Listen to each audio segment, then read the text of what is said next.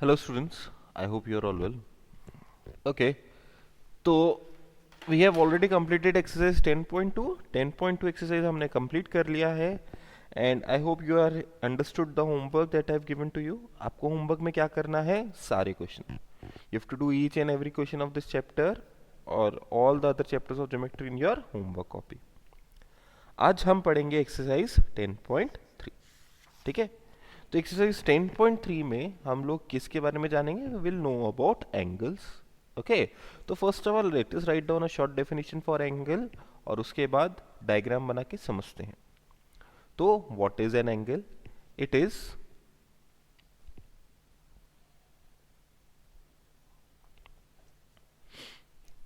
Is the length of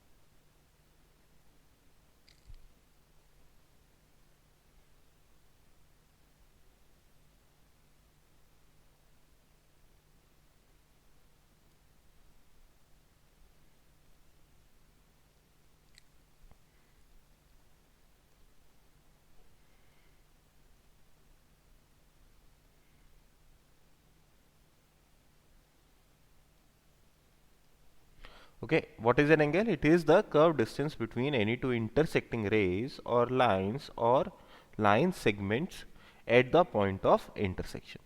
Okay, तो अगर मैं एग्जाम्पल दूं तो कैसे देंगे? एक ये रे है, एक ये रे है. ठीक है, तो दीज आर बोथ रेज, इनका ओरिजिन पॉइंट सेम है. इसका रे का नाम ओ ए, एक रे का नाम ओ पी. तो इनके बीच में जो कर्व डिस्टेंस है इसे एंगल कहेंगे. और अगर हम नापना चाहें what is the value of this angle, तो उसके लिए वी यूज प्रोटेक्टर. उसके लिए हम प्रोटेक्टर का यूज करते हैं. इस तरह से रखते हैं हम प्रोटेक्टर को. ठीक है, अच्छा जी, let me increase the size of this protractor तो आपको ये क्लियरली विजिबल हो. तो हम इस प्रोटेक्टर को कैसे रखते हैं? ये वाली जो लाइन है ये पॉइंट पे रखा जाता है एकदम मिडिल में. ठीक है, and then we match the base of the protractor with this ray. नीचे वाली लाइन से base of the protractor match कराते हैं. ओके, इसके बाद हम क्या करेंगे? हम जीरो चेक करेंगे. ये जो लाइन है जिससे हमने प्रोटेक्टर का बेस मैच कराया है, इसके साथ में जीरो कहाँ पे है? इसके साथ में जीरो अंदर वाले नंबरों के साथ लिखा हुआ है या बाहर वाले नंबरों के साथ लिखा हुआ है?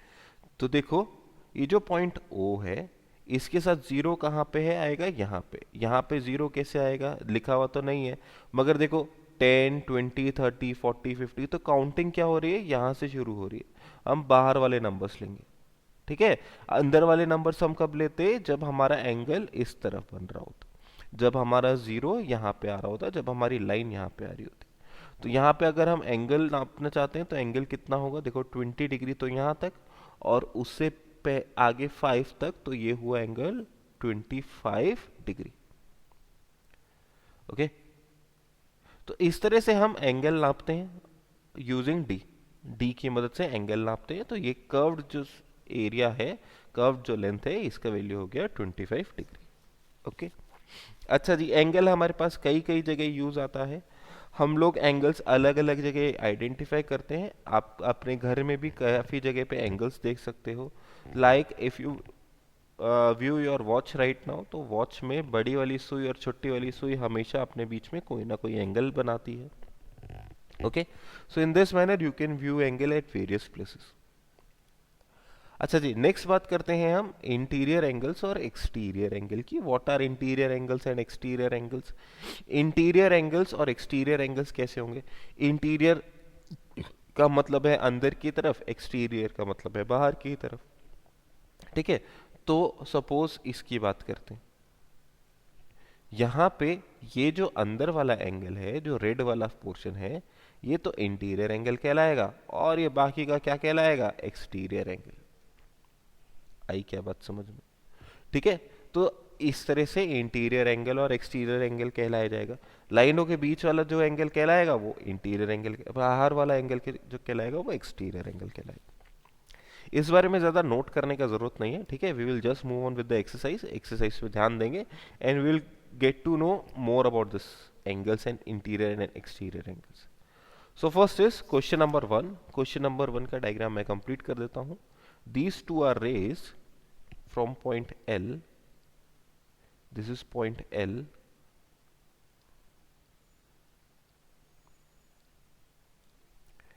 here is point N, here is point M. Question is asking us name the angle shown in the figure in all possible ways. हमको ये जो एंगल दे रखा है, ये जो एंगल दे रखा है, इस एंगल का नाम बताना है सभी पॉसिबल वेज। तो पॉसिबल वेज सबसे पहले तो हम इसे सीधा सीधा एंगल L कह देते हैं। ये जो साइन बना ये एंगल का साइन होता है, ठीक है। ये जो टेढ़ा एल जैसा साइन बना ये एंगल का साइन होता है। तो पहला तरह से इसका नाम क्या लिख सकते हैं, एंगल L, ठीक है। या फिर हम इसे क्या कह सकते हैं, एंगल NLM। N पॉइंट से शुरू हुआ, L पॉइंट पे बना और M पॉइंट पे खत्म हुआ, NLM, ये कह सकते हैं। दूसरा हम इस एंगल को क्या नाम दे सकते हैं, MLN। दूसरा हम ये भी कह सकते हैं कि भाई हम तो यहाँ पे खड़े हैं, यहाँ से देख रहे हैं, तो इस पॉइंट पे खड़े होके हमको क्या देखेगा, M पहले आएगा, फिर L आएगा और फिर N आएगा। तो एक ही एंगल को अपन 3 तरीके से लिख सकते हैं, ठीक है। तो इस तरह से हम नेमिंग ऑफ द एंगल करते हैं। अच्छा जी, also name the vertex and the arms of the angle. Vertex of angle is, vertex of angle का मतलब है कि किस पॉइंट पे एंगल बन रहा है, L पॉइंट पे एंगल बन रहा है। आर्म ऑफ एंगल मतलब कि कौन कौन सी लाइन मिलके ये एंगल बना रही है। एक तो लाइन LM है और एक लाइन LN है। ये दोनों की दोनों लाइन मिलके ये एंगल L बना रही। Now next question.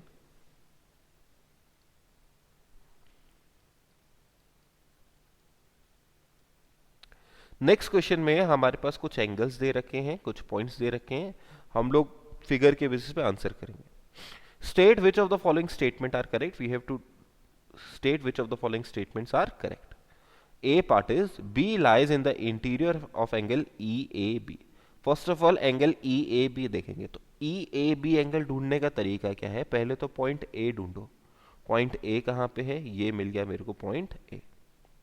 Point A पे E पॉइंट से आने वाली लाइन ढूंढनी है, तो E पॉइंट से ये रहा E पॉइंट, E पॉइंट से आने वाली लाइन ये EA, और फिर मेरे को B पॉइंट तक जाना है। B पॉइंट है मेरा नीचे की तरफ, तो हम इस एंगल की बात कर रहे हैं फर्स्ट पार्ट में, ठीक है। तो क्या B जो पॉइंट है वो interior of angle EAB line कर रहा है क्या, बेटा B पॉइंट जो है वो surface of angle on interior on angle EAB light कर रहा है। इंटीरियर में तो H है, तो इसका मतलब ये जो है फॉल्स हो गया, ठीक है। सेकेंड वाला देखते हैं, H lies in the interior of angle BAD। BAD वाला एंगल ढूंढेंगे तो BAD ये वाला एंगल हुआ। तो H क्या एंगल BAD के इंटीरियर में लाई कर रहा है, बिल्कुल लाई कर रहा है, H तो अंदर ही है, ठीक है। तो ये वाला क्या हो गया ऑप्शन, ये वाला ऑप्शन हो गया ट्रू। नेक्स्ट बात करते हैं, E lies in the interior of angle BAD। वापस से एंगल BAD, इस एंगल के इंटीरियर में क्या E पॉइंट भी लाई कर रहा है क्या, बिल्कुल लाई कर रहा है भाई, ठीक है। तो ये भी ट्रू हो गया। नेक्स्ट बात करते हैं, E point E lies in the exterior of angle DAC। हमको एंगल DAC आइडेंटिफाई करना है, तो D point, A point and C point, ये हो गया DAC ये वाला एंगल। तो क्या E पॉइंट इसके एक्सटीरियर में लाई करता है, तो अब एंगल DAC को अलग से बनाओ, तो ये D, ये A और ये C और E कहीं यहाँ पे है, तो आप ही बताओ इंटीरियर में है कि एक्सटीरियर में है, बिल्कुल से ही एक्सटीरियर में है, तो ये ट्रू है। नेक्स्ट बात करते हैं हम, G lies in the interior of angle EAD। E A D, G जो है ई ए डी के इंटीरियर में है, बिल्कुल ट्रू है। G lies in the interior of angle B A D but exterior of B A D, exterior of B A D false है बेटा ये, सॉरी वापस पढ़ दें। G lies in the interior of E A D, यहां तक तो बात सही थी, but exterior of B A D, मगर ये बी ए डी एंगल के भी अंदर है, ई ए डी एंगल के भी अंदर है, एक्सटीरियर में नहीं है, तो ये फॉल्स हो गया। G lies in the interior of B A D angle के अंदर लाई कर रहा है जी, बिल्कुल नहीं लाई कर रहा, तो यहीं पे फॉल्स हो गया, आगे पढ़ने की जरूरत नहीं। C lies in the exterior of angle B A D, C point है जो exterior of B A D पे लाई कर रहा है, तो सी पॉइंट यहाँ पे है, बी ए डी यहाँ पे है, एक्सटीरियर में, बिल्कुल करेक्ट है। F lies in the interior of angle B A D, F point जो है बी ए डी के इंटीरियर में लाई कर रहा है, बिल्कुल नहीं, एफ पॉइंट बाहर है, ये भी फॉल्स हो गया। Okay, next is question number 3। Question number 3 क्या कह रहा है हमको कि हमको इन एंगल्स के प्रॉपर नाम लिखने हैं। तो angle 1, this here is angle 1, angle 1 का क्या नाम होगा देखते हैं। देखो एंगल 1 के दो तरह से नाम लिख सकते हो, या तो M पॉइंट से शुरू कराओ एंगल 1 को, या फिर Q पॉइंट से शुरू कराओ, ठीक है। तो मैं लिख रहा हूं M T Q, T point पे बना है, M से शुरू हुआ, Q पे खत्म, तो एंगल 1 का नाम हुआ एम टी क्यू। अब एंगल 2 की बात करते हैं, देयर हेयर ग्रीन वाला एंगल 2 हो गया। तो एंगल 2 टी पॉइंट पे बन रहा है, पी या एन से शुरू करना है, तो मैं पी से शुरू करा रहा हूं एंगल 2 के लिए, angle 2 will be equal to angle P, P से शुरू हुआ, टी पे बना और एन पे आके खत्म हो गया। नेक्स्ट एंगल 3 की अगर बात करेंगे तो एंगल 3 ये रहा, एंगल 3 क्या हुआ, टी से बना, ये एल पॉइंट है बेटा, सॉरी, एल पॉइंट पे बन रहा है एंगल 3, एंगल 3 किस पॉइंट पे बन रहा है, एल पॉइंट पे, तो बीच में क्या आएगा, एल आएगा। इन दोनों साइड हम कुछ भी पुट कर सकते हैं, एस या टी, तो एक जगह टी पुट कर दिया, एक जगह एस पुट कर दिया। और इसी तरह से फोर्थ वाला देखिए, फोर्थ वाला एंगल है ये भी एल पॉइंट पे बन रहा है, तो बीच में क्या आएगा, एल आएगा। उसके अलावा दोनों साइड कुछ कुछ वैल्यू पुट करना पड़ेगा, कोई कोई अल्फाबेट, तो क्या क्या पुट करेंगे, आर और टी, आर और T, R T R, R L T, या फिर टी एल आर, एक ही बात, T L R. Okay, next is question number 4, last question of this exercise, name all the angles formed in figure this, इस figure में जितने भी angle हैं सारे लिखो। तो ये आप करके देखिए, ठीक है। देखो एक तो एंगल मैं बता देता हूं, चलो ए पार्ट का बता देता हूं मैं। एक तो एंगल बनेगा डीपीसी, डीपीसी, ठीक है। अपन क्या करेंगे, लाइन वाइज चलते हैं। डीपी वाली लाइन क्या क्या एंगल बना रही है, एक तो डीपी वाली लाइन ने डीपीसी एंगल बनाया, फिर डीपीबी एंगल भी बना दिया, DPB, फिर DPA एंगल भी बना दिया, DPA, एंगल का साइन लगा दो, ठीक है। DP वाली लाइन ने क्या एंगल बनाया, DPC, DPB, DPA, ये वाला और ये वाला, ठीक। अब अगला बात करते हैं अगली लाइन की, PC लाइन की बात करते हैं। तो पीसी वाली लाइन ऊपर की तरफ ये दो एंगल बना रही है, एंगल सी पी, सी से शुरू होगा, पी पे खत्म और बी पे खत्म, सी पे शुरू हुआ, पी पे बना और ए पे खत्म, सी पी ए। ओके,